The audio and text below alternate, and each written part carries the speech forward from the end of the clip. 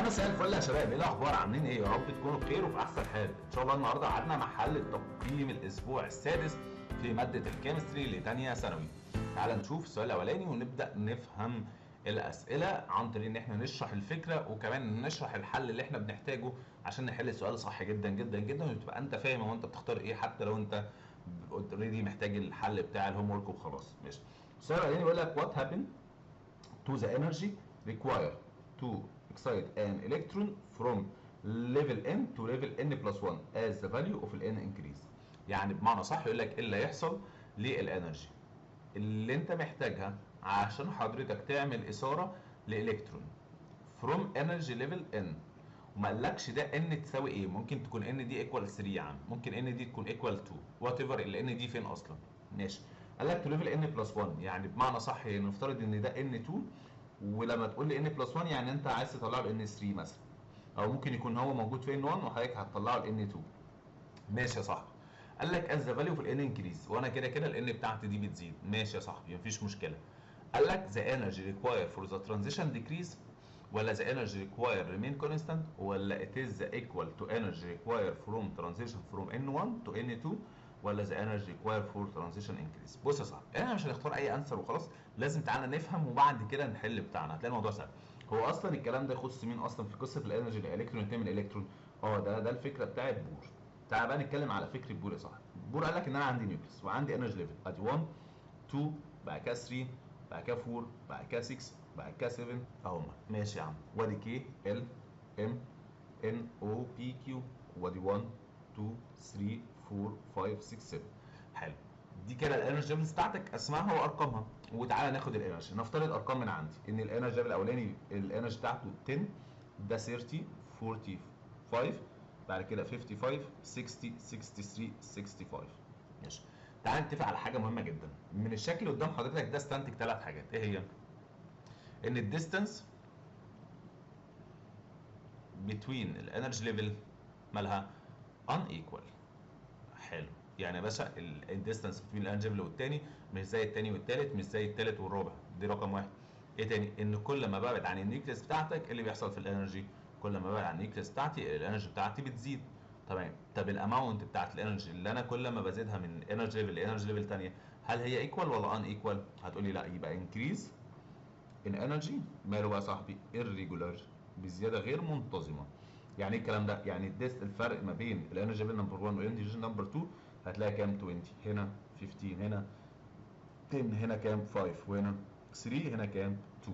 2. يبقى اذا الاماونت بتاعت الانرجي بتوين التو انرجي ليفل ان ايكوال. طب جميل جدا. تعالى نفترض دلوقتي افتراض من عندنا ان الالكترون ده يا صاحبي موجود فين؟ موجود في ان دي ان 1 هنا اهو. حاضر. هو يطلع دلوقتي ان بلس 1 يعني يطلع هنا ده. حلو. الانرجي اللي احتاجها قد ايه؟ 20. طب جميل. حلو. تعالى نفترض ان الالكترون ده مثلا دلوقتي هو يا هشام موجود هنا اهو في ان 2، ويطلع دلوقتي فين؟ لان 3. بص الانرجي اللي خدها دي قد ايه؟ 15. طب نفترض افتراض تاني معلش، او واحده واحده. الالكترون بتاعي موجود عند 3 وراح عند 4، الاماونت بتاعت الانرجي ايه؟ بقت 10. يبقى انت ملاحظ ان الالكترون كل ما يطلع من انرجي ليفل لانرجي ليفل تاني، او بمعنى صح كده كل ما الان بتاعتك بتزيد. ما هو بيقول لك از ذا فاليو ان انكريز، ايه اللي بيحصل؟ الاماونت بتاعت الانرجي ريكوايرد هل انت شايفها بتزيد ولا بتقل؟ هتقول لي والله انا شايفها بتقل. يبقى بمعنى صح كده ان الانرجي ريكوايرد فور ترانزيشن مال ديكريز، يبقى الانسر بتاعتك صح. تمام. طب ما تعالى نبص على بقيه الانسرز بتاعتك. قال لك ذا انرجي ريكواير ريمين كونستانت. يعني ايه الانرجي ريكواير ريمين كونستانت؟ يعني المقدار الانرجي اللي يحتاجها من ان 1 لان 2 هي مقدار الانرجي اللي يحتاجها من ان 2 لان 3. يعني تقصد الاتوم بتاعتك لو كان شكلها عامل ازاي اهو؟ يعني دي 10 دي 20 دي 30 دي 40 دي 50 دي 60 ودي ايه 70 اهو. يبقى بمعنى صح لو هيطلع من الاولاني للثاني هياخد 10 من 2 ل 3 10 من 3 ل 4 10 وهكذا. لا دي يا باشا غلط، لان انت قلت لي ان الديستانس بين الانرجي ليفل ان ايكوال، وفي الحاله زي كده يبقى اذا لتر بي غلط. It is the equal to energy required for transition from N1 to N2. لا والله، لان هو ما قالكش الليفل اللي هو موجود ده هو N1 ولا لا، وما قالكش كمان تو ان بلس 1 اللي هو ان 2، ما قاليش الكلام ده. يبقى اذا لتر سي غلط. ذا انرجي ريكواير فور ترانزيشن انكريز، هل انت شايف ان كل ما بتطلع فوق الانرجي بتاعتك بتحصل لها انكريز؟ هي بتحصل لها انكريز، بس الاماونت بتوين التو انرجي ليفل لا يا صاحبي مش بيحصل لها انكريز، ده بالعكس ديكريز.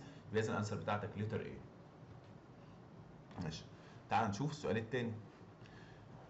السؤال الثاني بيقول لحضرتك if an electron moves from level N5 to level N1 and then return to level N3, to which level must the electron return in order to emit a visible photon. بص يا صديقي، احنا دلوقتي عندنا ايه؟ ادي 7 انرجي ليفل، تعال نتفق على ادي 1 2 3 4 5 6 7. ماشي يا صاحبي، حلو. ادي ده 1 2 3 4 5 6 7. طب جميل. انا يا صاحبي لو اي الكترون هينزل لغايه N1، تمام، اي الكترون هينزل مثلا من اي انرجي ليفلز لغايه N1، في الحاله زي كده هيكون انفيزبل اصلا، وهيكون موجود في انهي حيز بقى؟ في حيز الالترا فايولوت ريز. ماشي. واي الكترون تاني هينزل لغايه ال3، في الحاله زي كده هيكون بالنسبه لحضرتك هيكون الراديشن اللي طالع او الاميشن اللي طالع هيكون في حاله الانفرا ريد. ماشي. واي الكترون بقى هينزل عند N2، في الحاله اللي زي كده عند N2 يبقى هو هيديني فين؟ في حاله الفيزيبل اريا. وفي الحاله زي كده يبقى انا دلوقتي عشان الالكترون يطلع لي الاميشن بتاعته في الفيزيبل فوتون يبقى لازم ينزل عند N2. ماشي. لكن لو عند 1 يبقى عند الالترا فايلوت، لو عند 3 هيطلع لي عند الانفراريد. ماشي. تعال نشوف السؤال اللي بعد كده.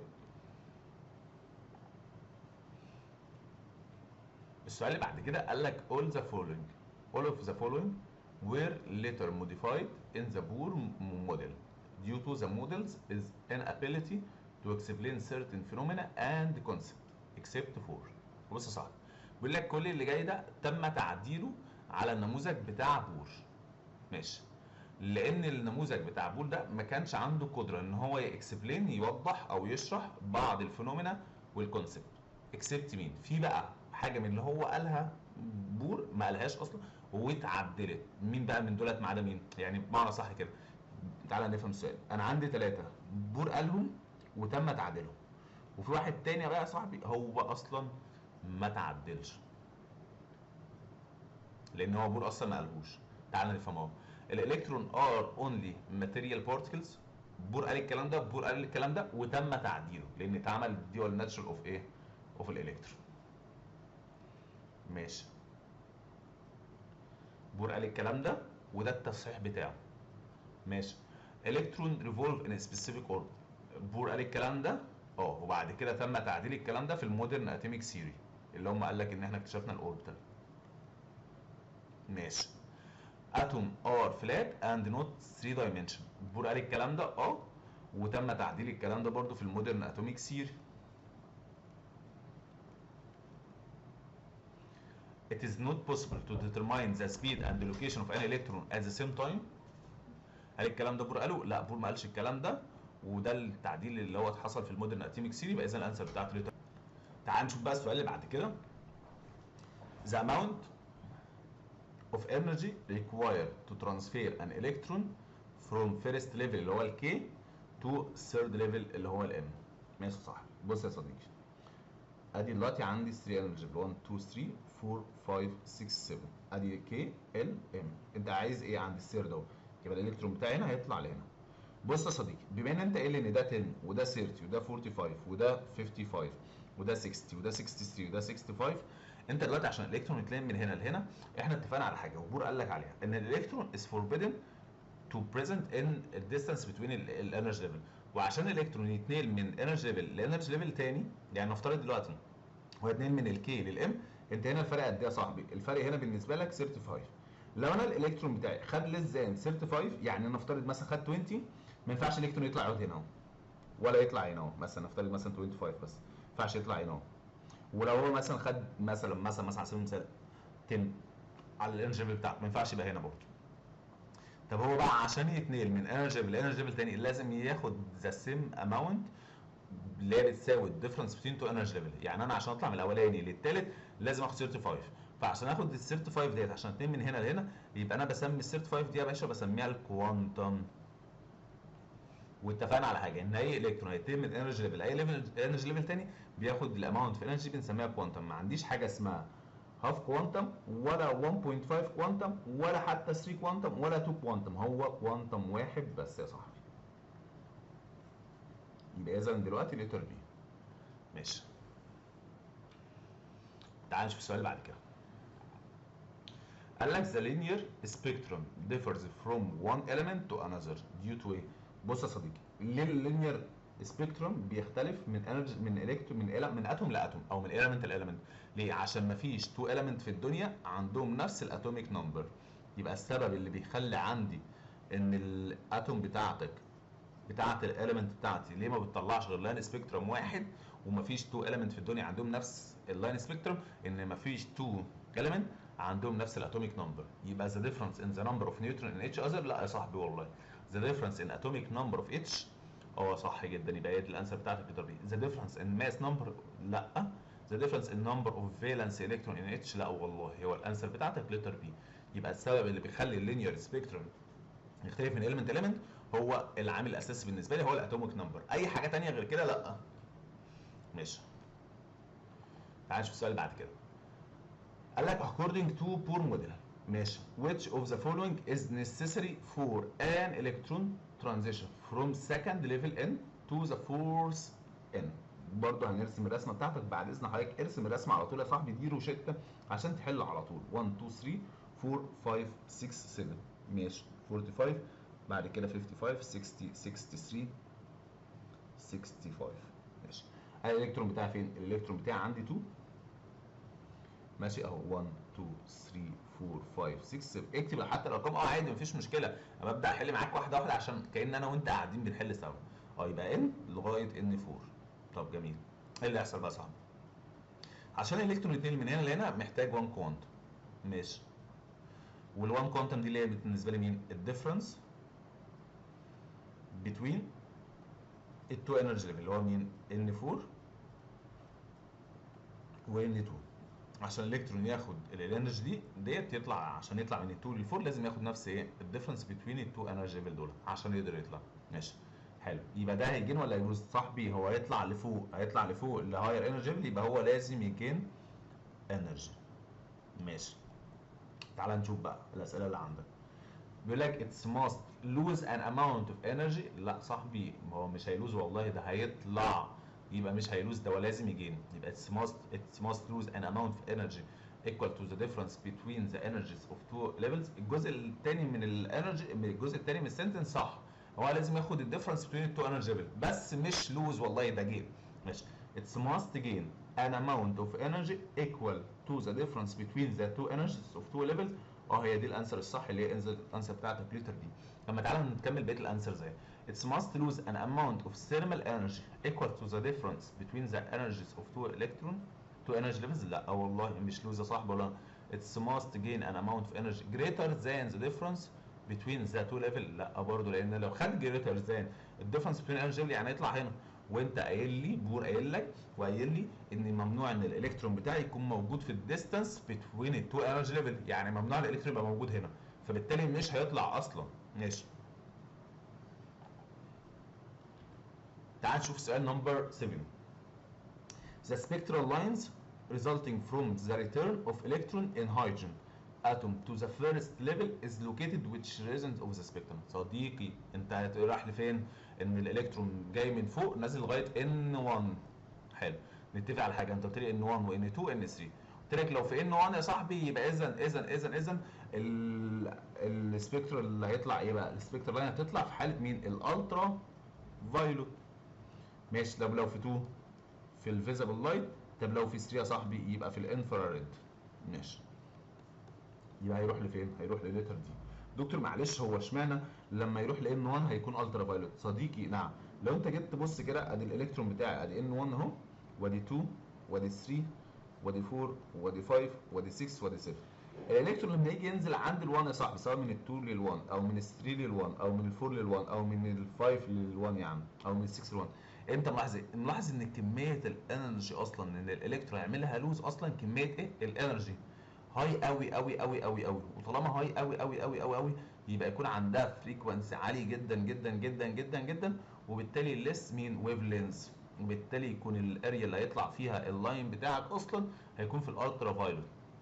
ماشي.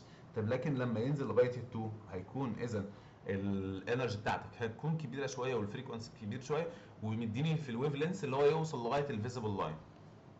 ماشي. اما في حاله لما يكون مثلا عند 3 او كميه الانرجي صغيره، فبالتالي كميه الانرجي صغيره يبقى في الحاله زي كده الويف لينز هيكون كبير جدا جدا والفريكونسي قليل جدا جدا جدا، فيطلع لي في الانفراريد. يبقى اذا الانسر بتاعتك لتر دي.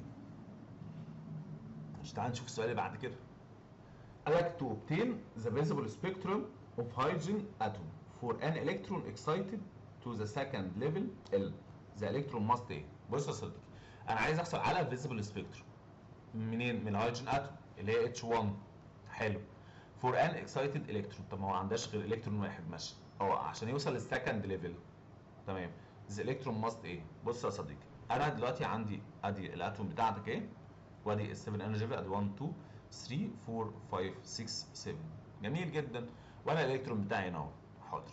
انت عايز ايه يا صاحبي؟ اول حاجه انا عايز الالكترون يطلع لي فيزيبل سبيكتروم. يبقى الالكترون بتاعي اصلا في الاول هنا هو موجود عند N1، وعشان يطلع فيزيبل سبيكتروم يبقى لازم يكون عند N2. طب الكلام ده يحصل ازاي؟ اول حاجه حضرتك لازم الالكترون يجين انرجي. اول حاجه لازم ايه؟ الالكترون يجين انرجي. ليه لازم يجين انرجي؟ عشان يتحول من الستيبل اتوم لغايه ما تكون اكسايتد ايه؟ اكسايتد اتوم. يعني بمعنى صح كده يبقى الالكترون بتاعتي اكسايتد، يعني الالكترون بتاعتك يطلع على هاير انرجي ليفل. طب يطلع على اي انرجي ليفل؟ الانرجي ليفلز اللي فوق اهي. طب جميل جدا. وبعد كده وبعد ما يطلع فوق يا صاحبي يبدا يعمل ريتيرن باك. بس ريتيرن باك لمين؟ يرجع لان 1؟ لا، ما يرجعش ان 1، يرجع لان 2 يا صاحبي. طب جميل جدا. يبقى تعالى نشوف بقى التشويسز بتاعتي. يبقى اول حاجه جين مور انرجي. ماشي. اند موف تو هاير ليفل. اللي هو اول حاجه يجين انرجي. تمام. ويموف تو هاير ليفل. حاضر. يطلع لغايه فوق اهو. ماشي. بعد كده زين ريتيرن تو ستيبل ستيت ويرجع تاني للستيبل ستيت. ما لو رجع للستيبل ستيت يعني انت تقصد ان هو ان 1، ولو هو راح لان 1 ما بيطلعش فيزيبل سبيكتروم، امال بيطلع ايه؟ بيطلع الترا فايلوت. ماشي. وبالتالي ده مش غلط، ده غلط اصلا. يبقى اذا الليتر ايه دي غلط. ماشي. gain more energy. ماشي. and move to higher level. وياخد energy ويطلع على higher level. then lose less energy than the total energy gain. ما بص، هو خد الالكترون، الالكترون خد الانرجي وطلع الهاير انرجي ليفل، ولما يجي ينزل هينزل ل 2، فبالتالي هو مش هينزل لغايه 1. ما انت خلي بالك، لو احنا كده كده مش احنا مفترضين ان دي 10 ودي 30 ودي 45 ودي يا عم 55. هنفترض دلوقتي ان الالكترون دلوقتي اهو جدلا مثلا هو يطلع من 1 لغايه 3. طب هو لما يطلع من 1 ل 3 ياخد ايه؟ هتقول لي الديفرنس بين ال 45 وال 10. 45 و 10 يعني يقصد دلوقتي 35. حلو. هو دلوقتي طلع اهو خد 35 يا صاحبي. هو دلوقتي عشان يطلع الفيزيبل سبيكترم ينزل لمين؟ هينزل هنا عند ال2. حلو. هيلوز قد ايه بقى؟ هيلوز الديفرنس بين الانرجي ليفل بين الثيرد والايه والسكند، اللي هو كام؟ اللي هم ال 15 ايه؟ ال 15 جول. يبقى انا دلوقتي ملاحظ ان هو ايه؟ ان الاماونت بتاعت الانرجي جين كانت اكتر من كميه الانرجي اللي فقدها، فهو فعلا يبقى جين مور انرجي اند موف تو هاير انرجي. دي الجزء الاولاني صح. زين لوز ليس انرجي ذان ذا توتال انرجي. هيلوز ايه؟ هيلوز 15 اقل من كام؟ من 35. يبقى اذا الانسر بتاعتك دي الجزء الاولاني صح والجزء الثاني صح. يبقى اذا الانسر بتاعتك كلها صح. ماشي. بص كده السؤال اللي بعد كده اهو، الانسر قصدي اللي بعد كده gain more energy and move to higher energy level. ماشي دي تمام صح. then lose energy equal to the total gain. طب ما هو لو lose energy equal to total gain ما هو هينزع لان 1 عشان الهيدروجين فيها الكترون واحد، والالكترون واحد ده بيكون موجود في ان 1، فيبقى دي برضو غلط. gain more energy and move to higher energy then lose energy greater than. امال هيجيب الجريتر ذان دي منين؟ هيجيب الانرجي منين؟ يبقى دي برضو غلط. يبقى اذا الانسر بتاعتك صح لتر بي. ماشي. السؤال اللي بعد كده all of the following can have the value 0 except. يبقى تعالى نتفق على حاجه. يبقى كل اللي جاي ده ما يقدرش ان هو ياخد value 0 except واحد بس. يعني يوصل الكلام ده؟ يعني بمعنى صح كده بتدور في الانسر دي مين في دولت ياخد 0. يعني ما نوت واكسبت يعني يقول لك الانسر الصح، يعني نفي اثبات. يبقى انا عايز من دولت مين اللي بياخد الزيرو. طب تعالى، هو الكوانتم ده يا صاحبي، الكوانتم ده اكيد انت عايز انرجي، يبقى مفيش انرجي ايكوال زيرو. طب تمام. البرنسبل كوانتم نمبر اللي هو الان، ما انت قلت لي البرنسبل كوانتم نمبر يعني 1 2 3 4 5 6 7 من 1 لغايه 7، فبالتالي ما فيش زيرو. تمام، يبقى اذا اول واحده ما فيش زيرو، تاني واحده ما فيش زيرو. النمبر اوف البروتون ما عنديش حاجه اسمها نمبر اوف البروتون، ما هو النمبر اوف البروتون دايما يبقى 1 او 2 او 3 او 4 او 5 او 6 او 7 لغايه ما يوصل قد ايه؟ هتقولي ما النمبر اوف البروتون ده انديكيشن ده اسمه الاتوميك نمبر. حلو. وانا عندي كام اتوميك نمبر اصلا؟ احنا عندنا الاليمنت بتاعتي من 1 لغايه 118، فبالتالي يكون عندي النمبر في البروتون كام؟ يا 1 لغايه 118، ما عنديش زيرو اصلا. طب النمبر في النيوترون يا صاحبي، هل ممكن النمبر في النيوترون ايكوال زيرو؟ ينفع النمبر في النيوترون ايكوال زيرو. الكلام ده اثباتا عليه ان لو عندي الهيدروجين H11 ما H11 يعني الهيدروجين فيها بروتون، وبالتالي لو انا كده جبت الاتوميك نمبر اللي هي 1، طب انا لما اجيب الماس نمبر، طب ما الماس نمبر عباره عن النمبر اوف البروتون بلس النمبر اوف النيوترون، ده كله ايكوال 1. طب ما انت ان البروتون ايكوال 1 يبقى اذا الان بكام؟ بزيرو. يبقى اذا ايه؟ النمبر اوف النيوترون ينفع تبقى ايكوال زيرو، يبقى اذا الانسر بتاعتك لتر مين؟ لتر دي.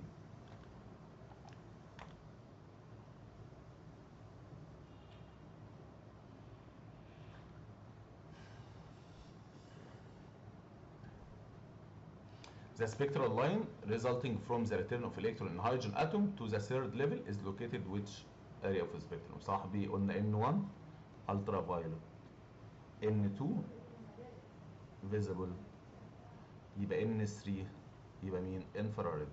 يبقى اذا الانسر بتاعتك مين؟ infrared. يبقى اذا الانسر بتاعتك لتر ايه. وبكده نكون خلصنا اسئله حل الهوم وورك بتاعتنا. تعال نخش ان شاء الله على اسئله مين؟ الاسسمنت. نبدا نحل الاسئله بتاعتنا ونشوف جزء الريتن، والانسرز بتاعتنا اوريدي انا هاخدها من الاسئله او حتى كمان من الاسئله بتاعت الاسسمنت، ونجاوب عليها من البوستوليت اللي قالها بول بتاعنا. تعال نشوف السؤال الاولاني. بيقول لك the energy level in poor atomic model can be expressed as steps on stairs.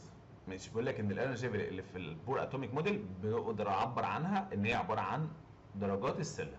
ماشي، زي ما موجود في الفيجر ده. ومش بس كده، where the pool doesn't sit between the steps of the stair explain the previous statement. بيقول لك بقى مش بس كده، ان البول بتاعتك ما ينفعش ان هي تكون بتوين مين؟ الستبس اللي هي بتاعت مين؟ بتاعت الستير. فسر لي دي. يبقى انا لازم افسر حاجتين، افسر الجمله الاولانيه وافسر الجمله الثانيه. ماشي، هي الجمله الثانيه، الجمله الاولانيه يقول لك الانرجي ليفل ان بور اتوميك موديل كان بي اكسبريس از ستيب. يعني ايه؟ لان بور قال لك ايه؟ قال لك انا دلوقتي عندي الانرجي ليفل 1 2 3 4 5 6 7. ماشي، وادي الالكترون اهو، وادي الالكترون هنا، وادي الالكترون هنا. نفترض ان انا عندي 3 الكترون، كل الكترون بيريفولف اراوند النيوكليس بتاعتي ان ديفينيت ليفل، وكل ليفل من دول ليه ديفينيت انرجي، ليه ديفينيت انرجي. يبقى الالكترون ده برضه هيريفولف اراوند النيوكليس بتاعتك وليه برضه ايه؟ ديفينيت انرجي. طب جميل. وكل الكترون موجود في انرجي ليفل، او كل الكترون موجود في ليفل بيكون له انرجي بتساوي الانرجي اللي بتاعت مين؟ بتاعت الليفل ده، فعشان كده سماها انرجي ليفل. يبقى دي اول حاجه، ان انا بعتبر الستبس بتاعت الستيرز شبه الانرجي ليفل. يبقى انا دلوقتي في الدرجه الاولى ولا الدرجه الثانيه ولا الدرجه الثالثه؟ يعني انا في المستوى الاولاني ولا المستوى الثاني ولا المستوى الثالث؟ يبقى دي كده اول حاجه. ماشي. تاني حاجه، ان البول doesn't sit between the steps of the stairs. مين يا معلم؟ بتوين الستبس اللي هم مين؟ اللي هو الدرجات بتاعت السلم. لان بور قال لك ايه؟ قال لك ان الالكترون كانت بي ستابلايز ان ذا اريا بتوين ذيس ليفل، ان ممنوع الالكترون يكون بتوين مين؟ بتوين الانرجي ليفل، لان قال لك ان الاريا بتوين الانرجي ليفل از فوربيدن فور الالكترون تو بريزنت ان ات. امال ايه اللي يحصل؟ عشان الالكترون يتحرك لازم يتحرك من انرجي ليفل لانرجي ليفل تاني عن طريق ايه؟ كومبليت جامب. نفس الفكره، انت عشان حضرتك تطلع من الدرجه دي للدرجه دي لازم تطلع ايه؟ في قفزه واحده. صح جدا، في خطوه واحده. فتعالى بقى نشيل الكلام ده كله ونكتب ايه؟ الانسر بتاعتنا. يبقى the electron orbit in the orbit the nucleus in allowed level. each level has a definite energy. ماشي، يبقى الالكترون بتدور حوالين النيوكليس في ليفلز معينه، وكل ليفل هاز ديفينيت انرجي، وبالتالي بنسميها انرجي ليفل، والانرجي بتاعت الالكترون بتساوي الانرجي اوف اتس ليفل. ماشي. الجزء الثاني بقى ان الالكترون ممنوع ان هو موجود في بتوين الاريا بتاعت الليفلز دي، اللي هو ان where the pool doesn't sit between the steps of the stair. ان الالكترون can't stabilize in the area or regions between this level, so the electron move from an energy level to another by complete jump. وبقى كده خلصنا السؤال الاولاني. تعال نشوف السؤال اللي بعد كده. بيقول لك the figure opposite show poor model of the hydrogen atom with several electronic transition indicated by R. يعني بيقول لك الشكل قدام منك ده بيوضح لك ان هنا في الهيدروجين اتوم بتاعتي اهي عندها سيفرال الكترون ترانزيشن، يعني بمعنى صح كده في تنقلات ما بين الالكترون من انرجي ليفل لانرجي ليفل تاني. ماشي. which transition represent energy emission and which represent energy absorption. بص يا صاحبي، يعني ايه energy emission ويعني ايه energy absorption؟ بص يا صاحبي، emission يعني جاي من higher energy level ل lower energy level. ماشي. اما الابزوربشن منين بقى يا معلم؟ يبقى من lower لهاير. فتعالى نشوف كل واحد بقى، تعالى نشوف مين من هاير انرجي ليفل للور انرجي ليفل. تعالى نجيب الاميشن. ماشي. انت قلت لي منين؟ من الهاير للور. فين الهاير؟ بص ادي اهو من 6 مين؟ اهو في 6 اهو اللي هو بي، ومين تاني؟ وعندي ايه؟ وعندي مين؟ وعندي اف. يبقى اذا الاميشن بتاعي من ومين ومين؟ هتقول لي بي واف واي. ده كده الاميشن. طب وتعالى نشوف بقى الابزوربشن بتاعتي. انت قلت لي من لور لهاير. ماشي صح. يبقى انا من لور لهاير، يبقى عندي مين؟ عندي ده ايه اهوت. ماشي. ومين تاني؟ وعندي كمان ده اهوت من لور لهاير، يبقى A وسي. ومين تاني؟ من لور لهاير يبقى دي. يبقى دولت مين؟ دولت بالنسبه لك الابسوربشن. يبقى احنا كده طلعنا مين الاميشن وطلعنا مين الابسوربشن. يبقى تقول لي الاميشن اف واي وبي، الابسوربشن اي وسي ودي. تمام جدا جدا جدا. ماشي. تعال نشوف السؤال اللي بعد كده. السؤال اللي بعد كده بيقول لك ذا فيجر اوبزيت شوز ا بور اتوميك بور موديل اوف هيدروجين اتوم. السؤال اللي احنا واخدينه، بس تعالى ناخد مين؟ لتر بي. بيقول لك which electronic transition exhibit the highest energy absorption A or C and why. بيقول لك بقى قول لي مين من الانتقالات ديت اللي بالنسبه لي بيطلعها بياخد اعلى اماونت من الانرجي مالها ابزوربشن. يعني بمعنى صح، شوف بقى في الانتقال من الاي اللي هو من اللور للهاير والسي برضو من اللور للهاير، مين فيهم هيكون الانرجي بتاعته عاليه وليه؟ طب ما تعالى نتفق على حاجه. ادي 1 2 3 4 5 6 7، وتعالى احنا نحط الارقام بتاعتنا اهو يا عم. ماشي يا عم. الارقام بتاعتنا 10 30 45 55 60 63 65. جميل جدا. ماشي يا عم. بص كده الايه فين؟ الايه هي الايه كان جاي منين؟ الايه هيت. لا الايه هي اللي جاي من ال1 لغايه ال5. يبقى هتقول لي الايه اهوت من الايه ادي 1 2 3 4 5 6 7 من ال1 لغايه مين؟ ال5. ده كده الايه. طب تمام. تعالى نشوف كده بس اصلا الايه. انت قلت لي من 1 ل5. طب ما تعالى نجيب الديفرنس في الانرجي ليفل. هتقول لي 60 ماينس 10 ايكوال كام؟ ايكوال 50.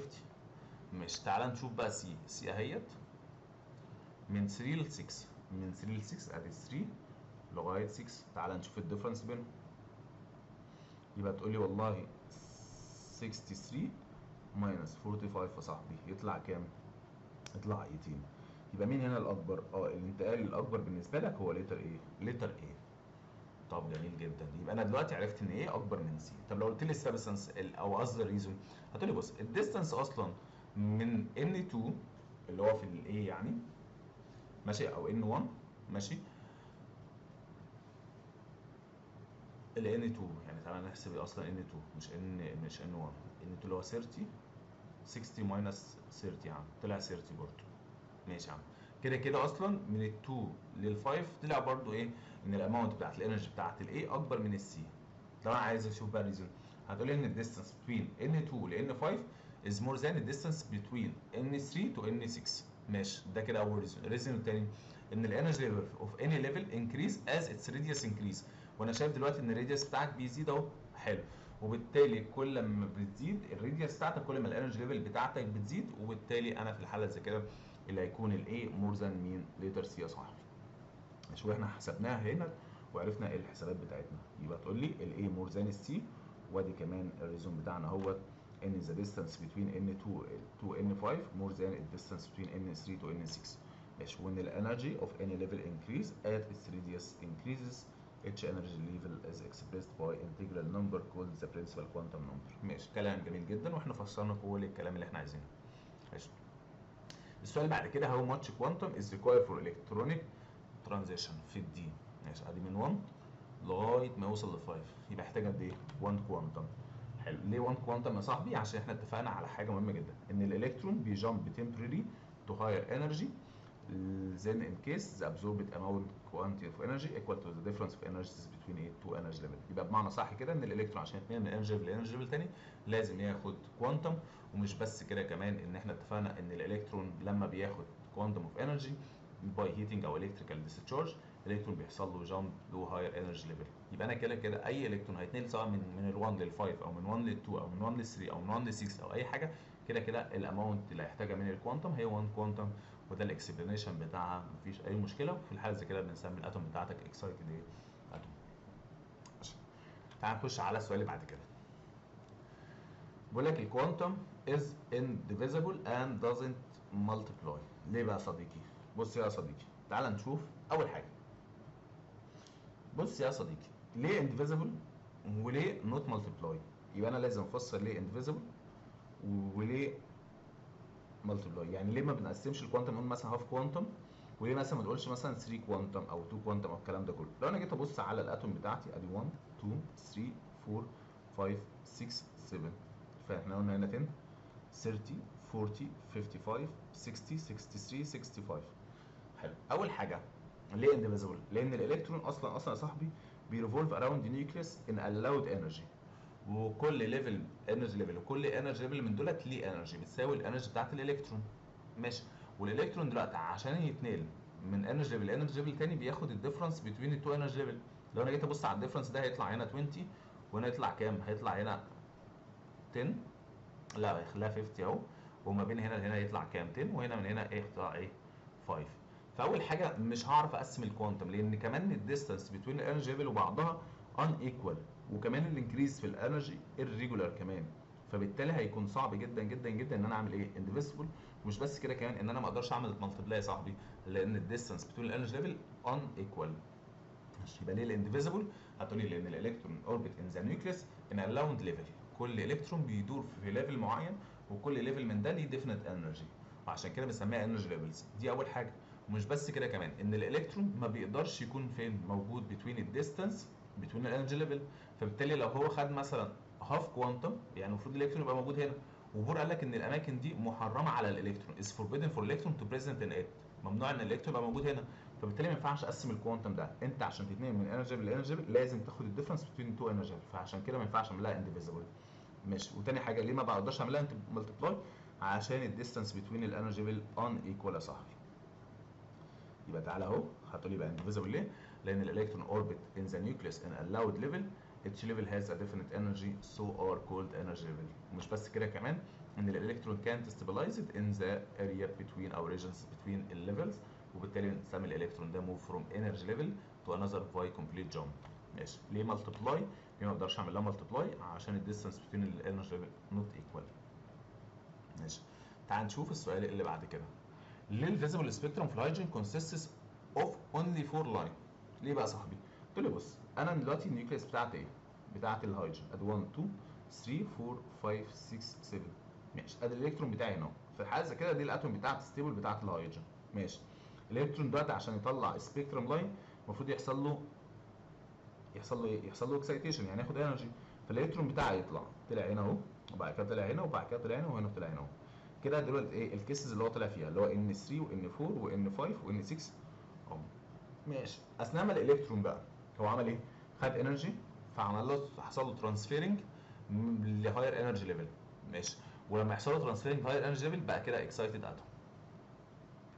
بعد كده اثناء بقى هو يحصل له ترانسفيرنج من هاير انرجي ليفل للور انرجي ليفل. مين بقى اللور انرجي ليفل؟ لان 2. اثناء ما هو بقى بيلوز الانرجي دي بيطلع سبيكتروم. يبقى هنا هيطلع سبيكتروم معين اهو، هيطلع هنا لاين، ولما ينزل هنا هيطلع لاين كمان، ولما ينزل هنا هيطلع لاين كمان، ولما ينزل هنا هيطلع لاين كمان.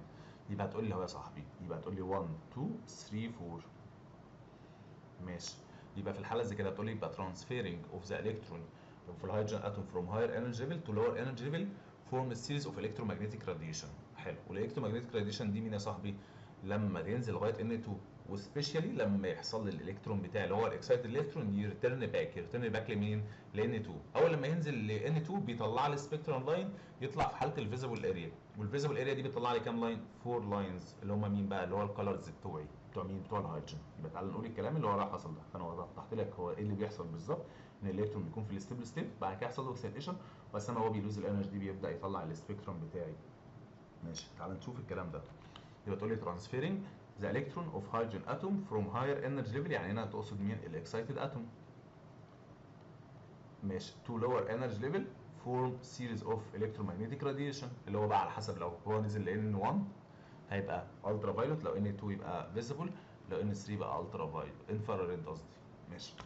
بعد كده especially when excited electron back to مين بقى يا صاحبي؟ للسكند انرجي ليفل، السبيكترم ليز ان ريجنز اريا اللي هي مين؟ سو كان سين النكت اي اللي هم كام؟ 4 ايه؟ 4 لاينز، عشان كده يقول لك لاين اوف اتوم هيدروجين اتوم كونسيست اوف ديستنكت ايه؟ ديستنكت كلر. ماشي. تعال نشوف السؤال اللي بعد كده. السؤال اللي بعد كده بيقول لك mention of the scientific reason for each of the following. ماشي، لما احنا استخدمنا السبكتروميتر وجدنا وقدرنا نتعرف ان الهيدروجين is one of the basic component of the sun. بص يا صاحبي، ادي الصن بتاعتي ايه؟ هتطلع اللايت. حلو، انا خدت اللايت دوت اللي جاي من الصن وعديته على السبكتروسكوب، فلما عديته على السبكتروسكوب بدات لقيت ان هو طلع لي ايه؟ 4 لاين. الفور لاين دول اللي هم مين؟ اللي هم الفور لاينز اللي موجودين في مين؟ في الهيدروجين اتوم. فقدرت استنتج دلوقتي ان اللاين سبيكترم اللي جاي من اللايت بتاع الصن شبه اللاين سبيكترم بتاع الهيدروجين اتوم، فقدرت ان انا بالنسبه لي ان اللاين سبيكترم هو سبيسيفيك لكل اليمنت. فبالنسبه لي ان الفور لاين اللي جايين على السبكتروسكوب اللي جايين من اللايت بتاع الصن شبه مين بالظبط؟ شبه الهيدروجين بالظبط، ده كاد يكون الهيدروجين بالظبط. فعشان كده استنتجت ان احد الكومبوننت الموجودين في الصن هو الهيدروجين اتوم. عرفنا منين؟ لان انا خدت اللايت اللي جاي من الصن بدات اعمل له اكزامينيشن على السبكتروميتر، فلما عملت له اكزامينيشن على السبكتروميتر اداني 4 لاينز، ودول بالنسبه لي اللي هم اللاين سبيكترم، والفور لاين سبيكترم هم بتوع الهيدروجين اتوم. فعشان كده عرفت ان الهيدروجين از وان كومبوننت اوف مين؟ الصن. قال لك يبقى اون اكزامينيتنج ذا راديانت لايت باي ديفايس كولد سبكتروسكوب. احنا لما خدنا اللايت راي اهو، الراديانت لايت راي اللي جاي من الصن، وبدانا نعديها على الديفايس اللي هو السبكتروسكوب اللي هو السبكتروسكوب اللي هو السبكتروميتر. It was found that it composed of limited number of restricted colors، اللي هم مين بقى؟ اللاينز اللي طالعين اهو. Each has specific wavelengths and frequency and they are separated by diagonal area like spectrum mean line of mean الهيدروجين. فعشان كده استنتجت ان هم مين؟ ده اللاين سبيكترم بتاع الهيدروجين، فعرفت ان الهيدروجين هو البيزك كومبوننت بتاع مين؟ بتاع الصن. ماشي. السؤال اللي بعد كده بيقول لك does the corresponding figure represent the visible line of a spectrum hydrogen atom. بص كده ادي 1 2 3 4 5 دولت يا باشا 5 لاينز، لا يبقى دولت بالنسبه لي اوت. ليه اوت؟ عشان الهيدروجين اللاين سبيكترم بتاعه بيكون 4 كولرد لاين مش 5 يا صاحبي. يبقى explain the specific base of your answer، لا هتقول لي نو، والسبيكترم لاين بتاع الهيدروجين is 4 ايه كولرد لاين. ماشي، تعال نشوف السؤال اللي بعد كده. السؤال اللي بعد كده يقول لك the corresponding image of a spectrometer used in atomic spectrum analysis can this device is used to identify the type of element and why. بص كده على السبيكترم ده ماله. بص انا شايف اللون الاحمر كتير قوي اهو، درجات الاحمر كلها، والاخضر فاتح في غامق في غامق، بعد كده فاتح شويه، بعد كده اللون ازرق اهو. اللي انت شايفه ده ايه؟ اللي انت شايفه ده مش لاين سبيكترم. يعني ايه مش لاين سبيكترم؟ يعني مش زيه مش زي ده. بص ده لاين سبيكترم وده لاين سبيكترم وده لاين سبيكترم وده لاين سبيكترم وده لاين سبيكترم، وفي سبيس ما بين اللاينز عندي. اما بص هنا لا، ده دول كلهم لازقين مع بعض، فعشان كده بنسميه كونتينوس سبيكترم، وده مش لاين سبيكترم. يبقى اذا الديفايس ده مش هقدر استخدمه اصلا. ماشي، تعال نشوف السؤال اللي بعد كده. Study the figure in front of you which represents the energy level around the nucleus, then answer the following question. Which of the above figure اللي هم الفيجرز دول، يعني احنا مش above لان احنا جبناهم على جنب اهو، represent the pool calculation of the energy difference between level R we move away from the nucleus and why. بص يا صاحبي، هو بورا قال لك ايه؟ قال لك ادي 1 2 3 4 5 6 7، ادي 1 2 3 4 5 6 7، وانت قال لك كل ما بتبعد عن النيوكليس بتاعتك كل ما الديستانس بتوين الانرجي ليفل مالها بتقل. ماشي، فبالطبيعي ان الديستانس بتوين ان 1 وان 2 هتكون كبيره، بعد كده بتوين 2 و 3 هتقل شويه، بعد كده 3 و 4 هتقل اكتر، و4 و 5 هتقل اكتر، بعد كده 5 و 6 هتقل لغايه وال7 وال6 هيكون الديستانس بينهم قليله. طب تعالى بص هنا في نيوكليس A ولا نيوكليس B؟ في الاول هنا كانت قليله، اما هنا في الاي بص كبيره، بدات بعد كده تقل شويه تقل شويه تقل شويه تقل شويه تقل شويه. يبقى اذا الانسر بتاعتي لتر ايه؟ لتر ايه. يبقى النيوكليس اللي انا بتعبر على بور كالكوليشنز يبقى نيوكليس ايه. ماشي. ليه بقى يا صاحبي؟ هتقول لي عشان الانرجي جاب بتوين الانرجي ليفل decrease with r جو فين؟ جو further from the nucleus، وده الريزون بتاعنا اللي احنا فسرناه من شويه اهو. يبقى because the energy gap between the energy level decreases as we go further from the nucleus. عايش في السؤال الثاني قال لك according to your choices in the first questions which quantum has higher value, the quantum required transferring an electron from the first level to the second level, or the quantum of released by transfer electron from the fourth to third. انهي اكتر يا صاحبي؟ بص يا صاحبي تعالى نتفق على حاجه. بص ادي الالكترون اهو من 1 لغايه ايه؟ لغايه 2. ما ده الفيرست انرجي ليفل اهو ان 1 ان 2 ان 3 ان 4 ان 5 ان 6 ان 7. ماشي. الكوانتم ريكوايرد ترانسفير ان الكترون فروم 1 تو سكند. حاضر عشان يطلع من هنا لهنا. ماشي. ولا ان اللي هيحصل ترانسفيرنج من لفورس لمين؟ للثيرد. مين اكتر يا صاحبي؟ اكيد باينه قدام منك اهو. من ان 1 لان 2 هيكون مور ذان من ان 4 لمين؟ لان 3. جميل جدا. ليه برضه يا صاحبي؟ عشان انت لسه قايل لي من شويه في السؤال اللي فات ان الانرجي جاب بتوين الانرجي ليفلز decrease with r ايه go faster go further from ايه ذا نيوكليس. يبقى انا كل ما ببعد عن النيوكليس بتاعتك كل ما الجاب دي بتقل. يبقى الجاب هنا غير الجاب هنا اهو. فعشان كده يبقى ايه الكوانتم اللي انا هحتاجه عشان الالكترون من ان 1 لان 2 اكتر بكتير من اللي انا هنقله من ان 4 لان 3. ماشي. تعال نشوف بقى الانسر بتاعتي. يبقى من ان 1 لان 2 more than ان 4 لان 3. ليه؟ because the gap energy gap between the energy levels decrease as we go further from the nucleus. ماشي يا صاحبي. What is the relation between the energy of given level and its radius؟ ايه اللي بيحصل من الراديوس والانرجي؟ ما احنا لسه قايلين اهو ايه اللي بيحصل. الريليشن هتكون ايه يا صاحبي؟ الريليشن هتكون دايركت ريليشن. ليه بقى؟ لان كل ما حضرتك بتبعد عن النيوكليس بتاعتك اهو، يعني لو افترضنا ان دي سيركل اهي، ايه الاخبار بتاع الراديوس؟ هتقول لي الراديوس هنا كان صغير، هنا كان كبير شويه، هنا كان اكبر شويه، هنا كان اكبر خالص. فكل ما الراديوس يزيد مش انت برضو الانرجي ليفل دي برضو هتزيد؟ يبقى اذا ايه اللي هيحصل؟ الانرجي بتاعت الليفل بتاعتك هتزيد. يبقى كل ما الراديوس يزيد كل ما برضو الانرجي هتزيد. يبقى اذا كل الاثنين ده بيزيد وده بيزيد، يبقى اذا الريليشن بينهم هتكون دايركت. ماشي. فعشان كده بقى نقول ايه بقى يا صاحبي؟ يبقى دايركت ريليشن. ليه؟ لان الانرجي of each level depend on the distance from the nucleus and the energy of any level increase as the radius increase. وبالتالي each energy level is expressed by integral number called the principal quantum number. وكده نكون خلصنا حل اسسمنت للتقييم السادس الاسبوع السادس. اشوفك ان شاء الله في حل التقييم الاسبوع السابع. اشوفك على خير والسلام عليكم ورحمة الله وبركاته.